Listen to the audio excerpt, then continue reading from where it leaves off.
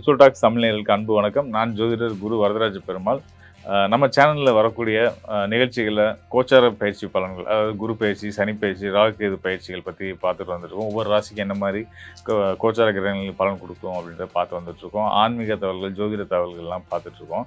So அந்த வரிசையில் இந்த காணொலி வந்து பார்த்தீங்க அப்படின்னா உங்களுக்கு வந்து ஒரு மிக முக்கியமான ஜோதிட தகவல் ஒன்று பகிர்ந்துக்கிறதுக்காக தான். அதாவது நம்மளுடைய ஜாதகத்தில் ஒவ்வொருத்தரும் நம்மளுடைய ஒரு 12 ராசி, மேசம் முதல் மீனம் வரையான 12 ராசியில் ஒரு ராசியில் பிறந்திருப்போம் இல்லையா? ஸோ அந்த ராசிக்கு நீதிமான், கர்மகாரகன் அப்படின்னு சொல்லக்கூடிய சனி பகவான் என்ன நிலையில் இருந்தால் என்னென்ன பலன்கள் தருவார்? இப்போ ராசிக்கு முதல் ராசியிலேயே இருந்தால் என்ன பலன் தருவார்? அதாவது இது வந்து உங்களுடைய ஜனன ஜாதகத்தில், உங்கள் ஜனன ஜாதக பலன்கள் வந்து நம்ம வந்து 3 படிநிலைகளை தான் வந்து நம்ம பார்க்குறோம். ஸோ அந்த வகையில் வந்து முதல் வந்து பார்த்திங்கன்னா விதி, 2வது மதி, அதுக்கு அடுத்ததாக 3வது வந்து கதி. இந்த 3 படிநிலைகளை வச்சு தான் ஒரு ஜாதகத்துக்கான ஒரு யோக அவயோக பலன்கள் நம்ம முடிவு பண்ணுவோம். இப்போது விதி, மதி, கதி அப்படின்னா என்ன அப்படின்னு கேட்டிங்கன்னா, விதி அப்படின்றது வந்து லக்னம், மதி அப்படின்றது வந்து சந்திரன், கதி அப்படின்றது வந்து சூரியன். இப்போது விதி அடிப்படையில் ஒரு தோஷம் இருந்து அது சந்திரனுக்கு வந்து இல்லை அப்படின்னா அந்த தோஷம் வந்து 50% குறைஞ்சிரும். சூரியனுக்கும் இல்லை அப்படின்னா அதோட தன்மைகள் வந்து 75% குறைஞ்சிரும். ஸோ இதுதான் இந்த அடிப்படையில் தான் ஒரு ஜாதகத்துக்கான யோகா அவயோக பலன்கள் நம்ம தெரிஞ்சுக்க முடியும்.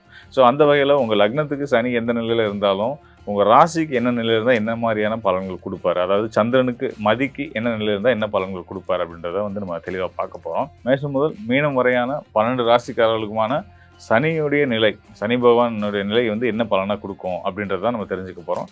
தொடர்ந்து காணொலியை பாருங்கள், உங்களுக்கு கண்டிப்பாக பயனுள்ளதாக இருக்கும்.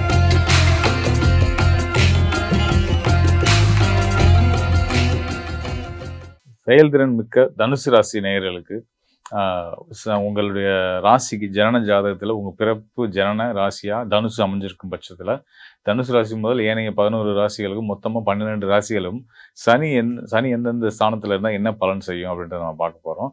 ஸோ அந்த வகையில் வந்து பார்த்திங்கன்னா வந்து உங்களுடைய தனுசு ராசியிலேயே வந்து சனி அமர்றார் அப்படின்னா வந்து என்ன பலன் செய்வார் அப்படின்னு பார்த்தீங்கன்னா, சனி வந்து ராசிக்கு 2, 3க்கு அதிபதியாக வந்து அவர் உங்கள் ராசியிலேயே அமரும்போது பொதுவாக சனி சந்திரன் தொடர்பு குருவோட வீட்டில் அப்படின்றது வந்து பார்த்திங்கன்னா சக்கரவர்த்தி யோகம்னு சொல்லுவாங்க. பொதுவாக ராகுவோட சேரும்போது சந்திரன் குரு சேரும்போது வந்து சக்கரவர்த்தி யோகம் வந்து முதன்மையான யோகமாக செயல்படும்.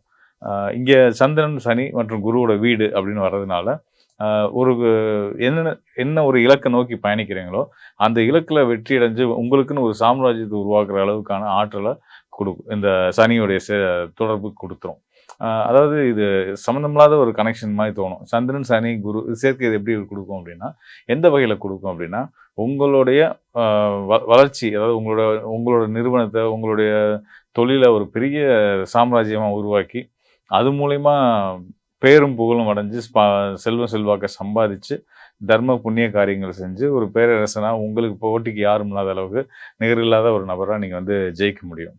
ஸோ அதுதான் வந்து இந்த ராசிலேயே சனி இருக்கக்கூடிய அர்த்தம் அதுதான். அதாவது நீங்கள் பிறக்கிற போது உங்களுடைய ஜனனகால சந்திரன் ராசியில் சனி ஜென்ம சனி இருக்கிற காலத்தில் பிறந்திருக்கக்கூடிய தனுசு ராசிக்காரர்களுக்கு மட்டும் இந்த யோகம் செயல்படும். எதனாலன்னு கேட்டிங்கன்னா, தனுசு ராசி வந்து காலபுருஷ தத்துவத்தில் 9வது ராசி, பாக்யாதிபதினு சொல்லுவாங்க.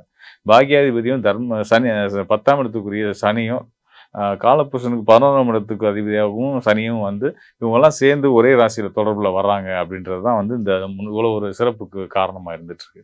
பொதுவாக ஜென்ம சனி காலத்தில் பிறக்கிற எல்லா ராசிக்காரர்களுக்கும் இந்த பலன் நம்ம சொல்ல முடியாது. தனுசு ராசிக்காரர்களுக்கு தாராளமாக சொல்லலாம்.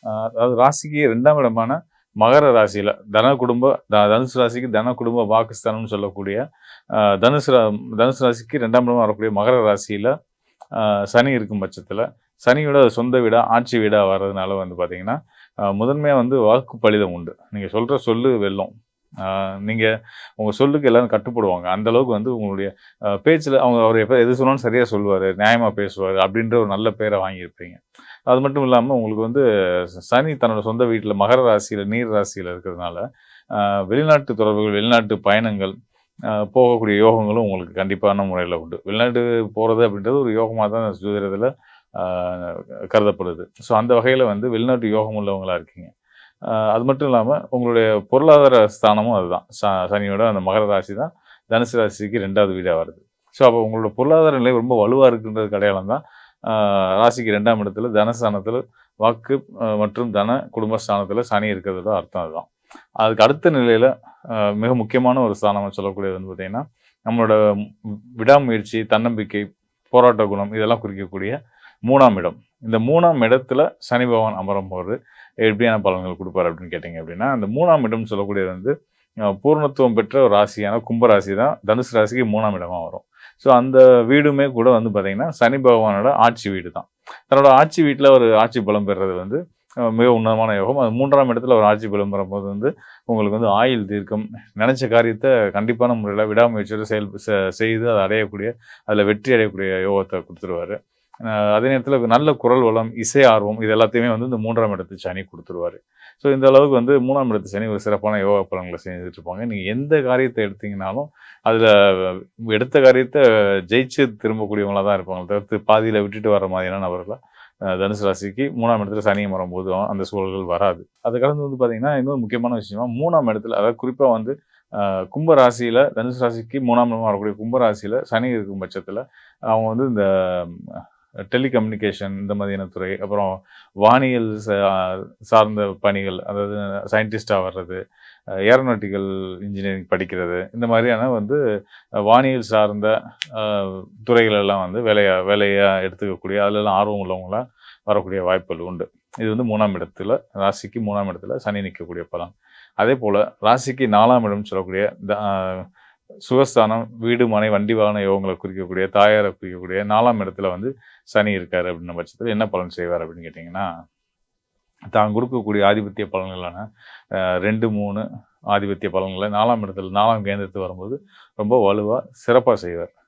2ஆம் இடம் தன குடும்ப வாக்குஸ்தானம், அதில் நல்ல ஒரு யோக பலன்களை கொடுக்குற அதே நிலையில் உங்களுக்கு 4ஆம் இடத்துக்கு போகும்போது அதுவும் மல்டிப்ளை ஆகி கொடுப்பாரு. கேந்திரத்துக்கு போகும்போது ஒரு கிரகம் வந்து தன்னோட ஆதிபத்திய பலன்களை ரொம்ப கூடுதலாகவே கொடுக்கும். அது மட்டும் இல்லாமல் 3ஆம் இடத்து அதிபதியாக வர்றாரு. உங்களுடைய தைரியம், தன்னம்பிக்கை, விடாமுயற்சி, போராட்ட குணம் இதுக்கெல்லாம் அடையாளமாக இருக்கக்கூடிய 3ஆம் இடத்துக்கும் ஸ்தான அடிப்படையில் அவர் வந்து வர்றதுனால அந்த 3ஆம் இடத்து பலன்களையும் கேந்திர நிலைக்கு போகும்போது வந்து முழுமையாக ஆதிபத்திய பலன்களை அதிகமாக கொடுப்பார். அதுபோக சனி வந்து ஆயுள்காரகன், நீதிமான், கர்மக்காரகன் அப்படின்றதுனால எடுத்த காரியத்தை துணிஞ்சு செஞ்சு அதில் வெற்றி அடையக்கூடிய அந்த ஒரு விவேகமும் வேகத்தையும் சேர்த்து கொடுக்கக்கூடிய ஆற்றலும் வந்து 4ஆம் இடத்து சனி உங்களுக்கு கண்டிப்பான முறையில் தனுசு ராசி கொடுப்பார். அது கடந்து இன்னொரு முக்கியமான விஷயம் பார்த்தீங்கன்னா, அந்த 4ஆம் இடமா வரக்கூடியது உங்கள் ராசிநாதன் குருவுடைய மீன ராசி தான் வீடு தான் உங்களுடைய 4ஆம் வீடு.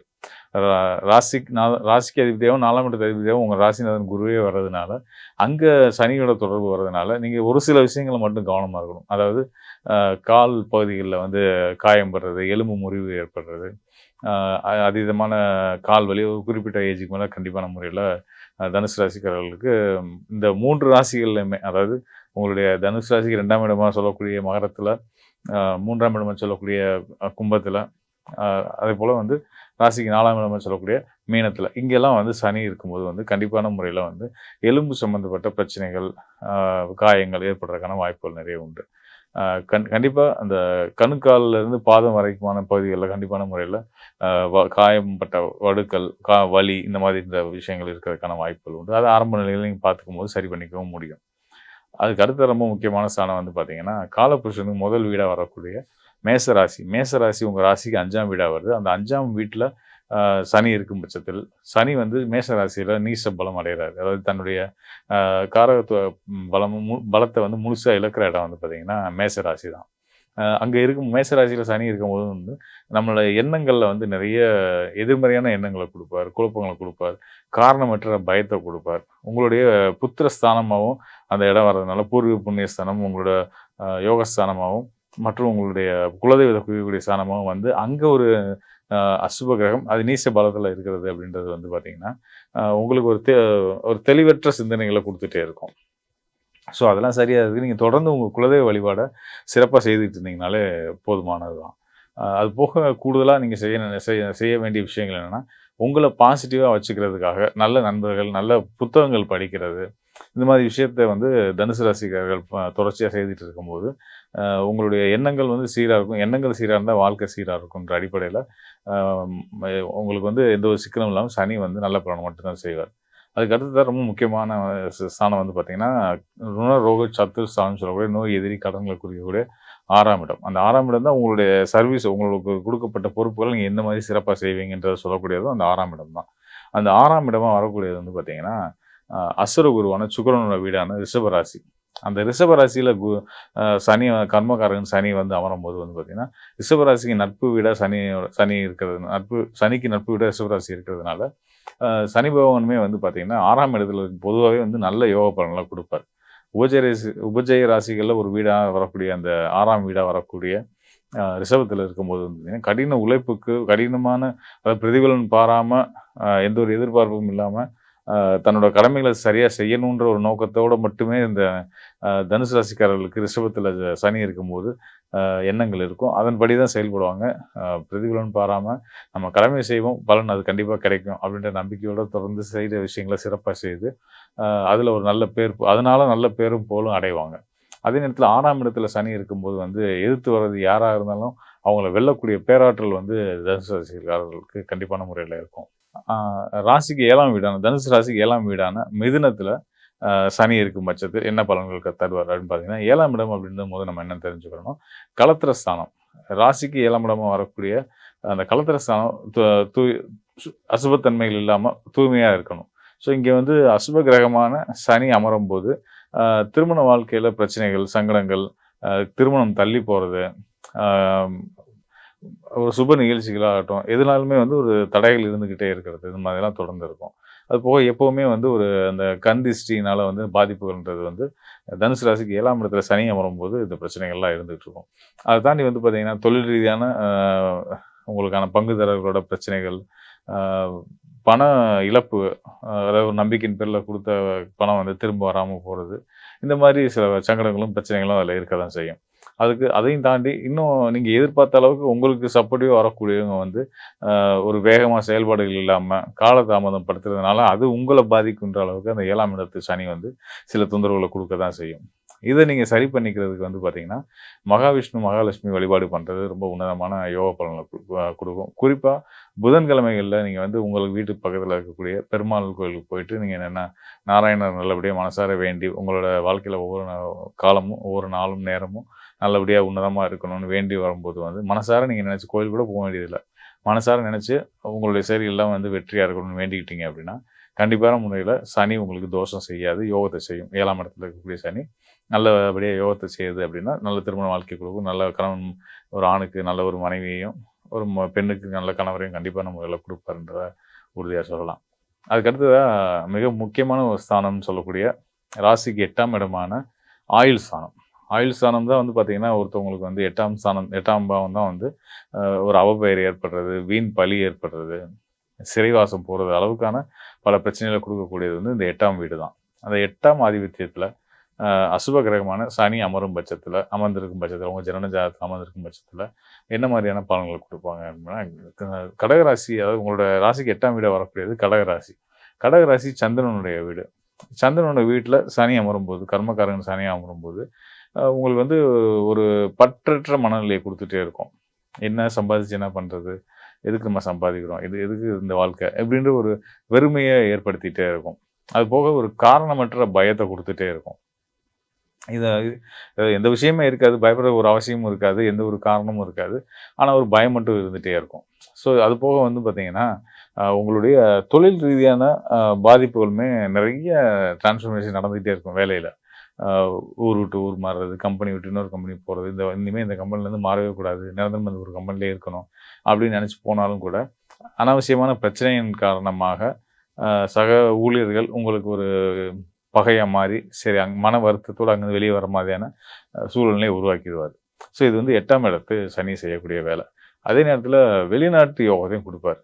கண்டிப்பான முறையில தனுசு ராசிக்காரர்களுக்கு சனி கடகத்தில இருக்கும் பட்சத்தில, கண்டிப்பான முறையில வெளிநாட்டு பயணம், வெளிநாட்டு பணி, வெளிநாட்டு கல்விக்கான சூழல்கள் கண்டிப்பான முறையில உண்டு. அதுக்கான வாய்ப்புகள் வரும் பட்சத்தில அதை ஏத்துக்கிறது நல்லது, ரொம்ப நல்லது. அதன் மூலியமா நல்ல முன்னேற்றம் வாழ்க்கையில கண்டிப்பா இருக்கும். அதுக்கு அடுத்ததா தனுசு ராசிக்கு 9ஆம் இடம்னு சொல்லக்கூடிய பாக்கியஸ்தானத்தில சனி இருந்தால் என்ன பலன் செய்வார்? பாக்கியஸ்தானத்தில் திரிகோணத்தில முதல் திரிகோணம்னு சொல்லக்கூடியது வந்து 2ஆம் திரிகோணம்னு சொல்லக்கூடியது வந்து 9ஆம் ஸ்தானம் தான். ஒரு ராசியிலேருந்து 9ஆம் ஸ்தானம் தான் வந்து பாக்கியஸ்தானம். பாக்கியங்கள் அள்ளி கொடுக்கக்கூடிய ஸ்தானம். ஞானஸ்தானம் அதுதான். ஸோ அந்த ஞானஸ்தானமா உங்களுக்கு வரக்கூடியது, பாக்கியஸ்தானமா வரக்கூடியது சிம்ம ராசி. சிம்ம ராசியில சனி அமரும்போது, சனிக்கு பகை வீடா வரக்கூடிய அந்த சிம்மத்தில சனி அமரும்போது, உங்களுக்கு இயல்பாவே வந்து இயற்கையாவே வந்து பார்த்தீங்கன்னா, உங்களோட தலைமை பொறுப்புல இருக்கவங்களோட முரண்படக்கூடிய தன்மைகள், உங்க தந்தையார் வழி உறவுகள் மூலியமா மனஸ்தாபங்கள் ஏற்படுற மாரியான நிலைகள்லாம், அதாவது மனஸ்தாபம் மட்டும் இல்லாம, ஒரு முரண்பாடுகளோட, கருத்து முரண்பாடுகளோட பயணிக்கக்கூடிய நிலைகள்லாம் கூட இருந்துட்டு இருக்கும். அதே நேரத்தில சம்பாத்தியத்திலயுமே நெறைய போராட்டங்கள் இருக்கும். நம்ம உழைக்கிற உழைப்புக்கு ஏத்த வருமானம் வருமா? அப்படின்னா, இழுத்து பறிச்சு ரொம்ப நம்ம எதிர்பார்த்த லாபமோ, நம்ம எதிர்பார்த்த வருமானமோ இல்லாம குறைச்சு தான் கிடைக்கும். ஸோ இது வந்து இதுக்கு வந்து நீங்க வந்து பண்ண வேண்டியது வந்து பார்த்தீங்கன்னா, இதுக்கும் நீங்க வந்து கண்டிப்பான முறையில சூரிய நாராயணர் வழிபாடு பண்ணணும். அதே நேரத்தில இத வந்து நீங்க என்னைக்கு பண்ணணும்னா, சனிக்கிழமைகள்ல பண்ணணும். சூரிய நாராயணர் நீங்க மனசுல நெனச்சு அந்த சனிக்கிழமை காலையில, ஞாயிற்றுக்கிழமை காலை பகுதி நேரங்கள்ல வந்து நல்லா நீங்க சந்தி வேளைகள்ல காலை, அதிகாலை அப்புறம் வந்து சூரிய அஸ்தமன நேரம். இந்த 2 நேரங்கள்ல வந்து நீங்க வந்து சூரிய நாராயணர் வழிபடும்போது, கண்டிப்பான முறையில உங்களுக்கு எல்லா சங்கடங்களும் நீங்கி, தொழில் ரீதியாவும் சரி, தனிப்பட்ட வாழ்க்கையிலும் சரி, எல்லா சிக்கல்களும் நீங்கி, கண்டிப்பான முறையில நல்ல ஒரு முன்னேற்றத்த சனி பகவான் குடுப்பாரு அப்படின்றத உறுதியா சொல்லலாம். அதுபோக அடுத்ததா உங்களோட தொழில் ஸ்தானம். தனுசு ராசிக்கு தொழில் ஸ்தானமா வரக்கூடியது வந்து பார்த்தீங்கன்னா, கன்னி ராசி. கன்னி ராசி சனிக்கு நட்பு வீடுன்ற மாதிரி வர்றதுனால, அதே நேரத்தில சனி வந்து உங்களுக்கு தனுசு ராசிக்கு ஸ்தான அடிப்படையில 2ஆம் இடத்து அதிபதியா வந்து அவரு கன்னி ராசி 10ஆம் இடத்துல அமரும்போது, தர்மகர்மாதிபதி யோகம் செயல்பட்டு, நீங்க பேச பேச காசு அப்படின்ற அளவுக்கு உங்களோட வாக்கால சம்பாதிக்க மார்க்கெட்டிங் துறை, வழக்கறிஞர் பணி, இந்த ஆசிரியர் பணி, இந்த மாதிரியான துறைகள் மூலியமா நீங்க நல்லா சம்பாதிச்சு, நல்ல பேர் புகழோட அடையக்கூடிய ஒரு யோக நிலைய தான் வந்து 10ஆம் இடத்துல சனி குடுப்பார். 10ல சனி இருந்தாலே ஒரு கடின உழைப்பாளிகள் அப்படின்ற ஒரு அடையாளத்த ஒரு பேர கண்டிப்பான முறையில வாங்கிடுவீங்க. ஸோ அந்த அந்த வகையில அது மூலியமா உங்களுக்கு ஆதாயமும் கிடைக்கும். பொதுவா வந்து நல்ல பேர் புகழ் வந்து ஈஸியா சம்பாதிச்சிட முடியும். நல்ல விதமா நடந்துக்கிறது மூலியமா சம்பாதிச்சிட முடியும். அதுக்கேத்த அளவுக்கான பொருளாதாரத்த நம்ம அடைய முடியுமா? அப்படின்னா, கண்டிப்பான முறையில தனுசு ராசிக்காரர்களுக்கு 2ஆம் இடத்து அதிபதியா, 3ஆம் இடத்து அதிபதியா வரக்கூடிய சனி பகவான் 10ஆம் இடத்துல அமரும்போது, நல்ல செல்வாக்கோட கௌரவமா நல்லபடியா சம்பாதிக்கக்கூடிய ஆற்றலும் உண்டு. அதுக்கு அடுத்த நிலை வந்து பார்த்தீங்கன்னா, உங்களுடைய லாபஸ்தானம். உங்களுடைய லாபஸ்தானத்துல சனி இருக்காரு. அதாவது தனுசு ராசிக்கு லாபஸ்தானம்னு சொல்லக்கூடியது வந்து துலா ராசி. துலா ராசியில சனி அமரும்போது வந்து பார்த்தீங்கன்னா, மிக உன்னதமான யோக பலன்கள குடுப்பாரு. காரணம் என்னன்னா, 2 விதமான முக்கியமான யோகங்கள் இருக்கு. அதாவது தனகாரகன் ராசிக்கு 2ஆம் இடத்து அதிபதின்னு சொல்லக்கூடிய சனி பகவான், ராசிக்கு லாபஸ்தானம்னு சொல்லக்கூடிய 11ஆம் இடத்துல அமரும்போது, தர்ம கர்மாதி யோகம் செயல்பட்டு, அ சிறிய அளவுல ஆரம்பிக்கக்கூடிய வாழ்க்கை வந்து மிகப்பெரிய உன்னதமான உயரத்த அடையும் அப்படின்றது தான் அதுக்கு அடையாளம். அது மட்டும் இல்லாம நெறைய தர்ம புண்ணிய காரியங்கள், நல்ல செயல்கள்லாம் செய்து, நல்ல பேர் புகழோட, செல்வாக்கோட, சமூக செல்வாக்கோட, பெரிய மனிதர்களோட நட்போட பயணிக்கக்கூடிய ஒரு வாழ்க்கை சூழலை ஏற்படுத்தி குடுப்பாரு. அது அதையும் கடந்து பார்த்தீங்கன்னா, இன்னொரு விதமா வந்து பார்த்தீங்கன்னா, ராசிக்கு 3ஆம் இடத்து அதிபதியா வந்து ஒரு மறைசார்ந்த அதிபதி, உபஜய ராசிக்கு அதிபதி. இன்னொரு உபஜய ராசியில அமரும்போது வந்து, அது வந்து மிக சிறந்த ராஜயோகமா செயல்படும்.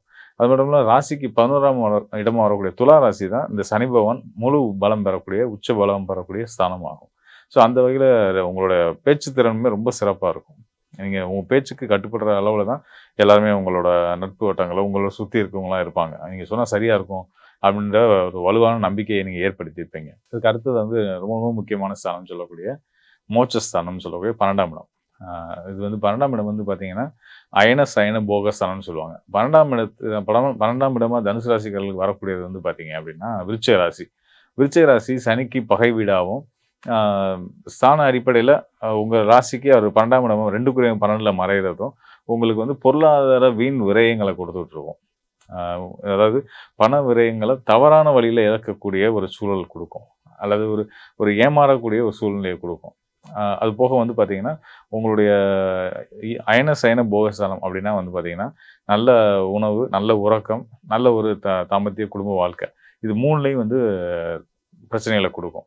இதெல்லாம் வந்து நீங்க நிவர்த்தி பண்ணிக்கிறதுக்கு, ஸ்ரீரங்கநாதர நல்லபடியா வழிபட்டு, மனசார வழிபட்டு நீங்க வந்துட்டு இருந்தீங்க அப்படின்னா வந்து, 12ஆம் இடத்துல இருக்கக்கூடிய சனியால தனுசு ராசிக்காரர்களுக்கு எந்த காலத்துக்கும் தொந்தரவுன்றது வராதுன்றத உறுதியா சொல்லலாம். நீங்க வழிபட வேண்டிய தெய்வங்கள் வந்து பார்த்தீங்கன்னா, சூரிய நாராயணர், ஸ்ரீரங்கநாதர், அ மகாவிஷ்ணு. இவங்கள நீங்க மகாவிஷ்ணுனா பல்வேறு அவதாரங்கள் தான் இப்ப நான் உங்களுக்கு வழிபாட்டு பரிகாரங்களுக்கு நான் சொல்லியிருக்கேன். ஸ்தான அடிப்படை சனி நிற்கக்கூடிய ஸ்தான அடிப்படையில நீங்க வழிபட வேண்டிய தன்மைகள பத்தி சொல்லியிருக்கேன். இத கண்டிப்பா தொடர்ந்து நீங்க வந்து நாராயணர் வழிபாடு செய்து வரும்போது, தனுசு ராசிக்காரர்களுக்கு அ மிக மிக மிக நல்ல உன்னதமான யோக பலன்களும், நீங்க வாழ்க்கையில அடைய வேண்டிய இலக்குகள கண்டிப்பான முறையில அடையக்கூடிய ஆற்றல் இயல்பாவே உண்டா இருந்தாலும் கூட, இந்த வழிபாடும் உங்களுக்கு நீங்க செய்யக்கூடிய தர்ம புண்ணிய காரியங்களும் உங்கள கண்டிப்பான முறையில மேலும் பல நல்ல உயரங்களுக்கு கொண்டு போகும் அப்படின்றத உறுதியா சொல்றேன். மேலும் நம்ம வந்து இந்த காணொளிகள்ல வந்து பார்த்தீங்கன்னா, ஒவ்வொரு ராசிக்கும் சனி எந்த நிலையில இருந்தா என்ன பலன்கள் தருவார்? அதாவது உங்களுடைய ராசி இப்ப நீங்க வந்து ஒரு குறிப்பிட்ட நாள்ல பிறக்குறீங்க. அந்த நாள்ல சந்திரன் வந்து எந்த ராசியில இருக்கோ, 12 ராசிகள்ல எந்த ராசியில இருக்கோ, அது உங்களுடைய ராசி அப்படின்றத நம்ம சொல்றோம். ஸோ அந்த வகையில வந்து பார்த்தீங்கன்னா, அந்த ராசிக்கு ஸ்தான அடிப்படையில சனி எங்கெங்க இருக்கார்? ஏன்னா சனி வந்து பார்த்தீங்கன்னா, கர்மகாரகன் இல்லையா? கர்மகாரகன் அப்படின்னா வந்து என்ன அப்படின்னு நம்ம தெரிஞ்சுக்கணும். கர்மகாரகன் அப்படின்னா நம்மளுடைய முன்வினை கர்ம வினைகளுக்கு ஏற்ப நமக்கான அ யோக அவயோகங்கள வகுத்து குடுக்கக்கூடிய கிரகம் யார் அப்படின்னு கேட்டீங்கன்னா, நீதிமான்னு சொல்லக்கூடிய சனி பகவான் தான். அ இந்த சனி பகவான் தான் வந்து நமக்கான வாழ்க்கைக்கு நம்ம செய்த நல்வினை, தீவினைக்கு ஒப்ப நமக்கான நன்மைகளையும், தீமைகளையும் தரக்கூடியவரா இருக்காரு. தீமையை தர்றதுனால அவர் கெட்டவரா நம்ம நினைக்க வேணாம். அவர் நியாயவான் அப்படின்றதுனால நம்ம செய்யக்கூடிய நம்ம செய்த வினைகளுக்கு ஒப்ப நமக்கான பலன்கள குடுக்க போறாரு. ஸோ அந்த வகையில வந்து சனி உன்னதமான ஒரு கிரகம். ஒவ்வொரு ராசிக்காரர்களும் அ நம்மளுடைய ராசி அடிப்படையில சனி எங்க இருக்காரு அப்படின்றத பொறுத்து அதற்கான பலன்கள் நம்ம சொல்லியிருந்தோம். இத விட இன்னும் வந்து மேற்படி இன்னும் நுட்பமா நீங்க சனியோட நிலை, அது சனி மட்டும் இல்லாம உங்களுடைய ஜனன ஜாதக அடிப்படை நிலைகள பத்தி, அதாவது நம்ம முன்னாடி சொல்லியிருந்தோம் இல்லையா? விதி, மதி, கதி. அதாவது விதின்றது லக்னம், மதின்றது சந்திரன், கதின்றது சூரியன். இந்த 3 நிலைகளின் அடிப்படையிலுமே வந்து இப்ப நம்ம பார்த்தது மதின்ற சந்திரன் அடிப்படையில பார்த்திருக்கோம் காணொளிகள்ல. இந்த 3 நிலைகள்லயும் விதி, மதி, கதி 3 நிலைகளின் அடிப்படையிலயும் உங்களுக்கு வந்து சனி என்ன ரோல் பண்றாரு? உங்களோட வாழ்க்கையில அவர் என்ன மாரியான கர்ம வினைகள உங்களுக்கான நற்பலன்கள தரப்போறாரு அப்படின்றத நம்ம பார்க்கணும் அப்படின்னா, நிச்சயமா வந்து உங்களுக்கான உதவ நான் தயாரா இருக்கிறேன். உங்க ஜனன ஜாதகத்தோடு எனக்கு தொடர்பு கொள்ளுங்க.